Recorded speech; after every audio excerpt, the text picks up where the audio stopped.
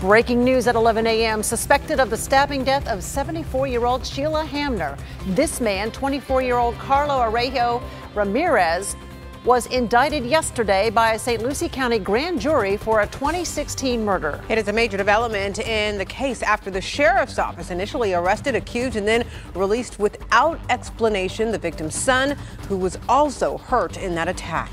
WPTV News Channel 5's Alyssa Hyman is joining us now live from the St. Lucie County Sheriff's Office, where she asked the questions on everyone's mind. Alyssa, what did we learn?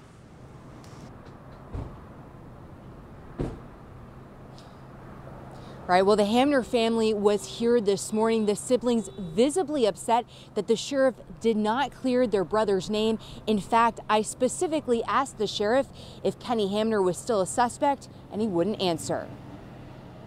Is Kenny no longer a suspect? I don't want to say anything about Kenny in that regard right now.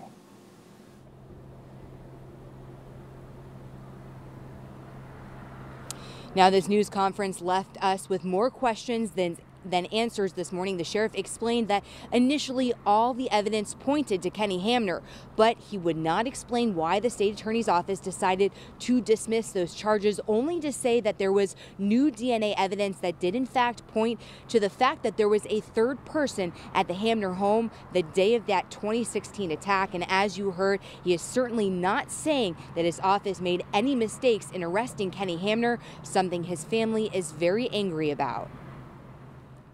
Upset, mad, just, from what we were told and what we were led, that our brother did this murder. He did it.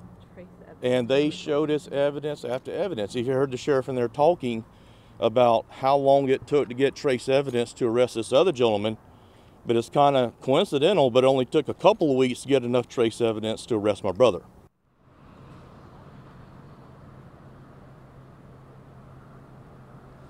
And another question that we asked specifically was, did Kenny know this new suspect? And that was another question the sheriff said he wouldn't answer. We're reporting live in Fort Pierce. Alyssa Hyman, WPTV News Channel 5.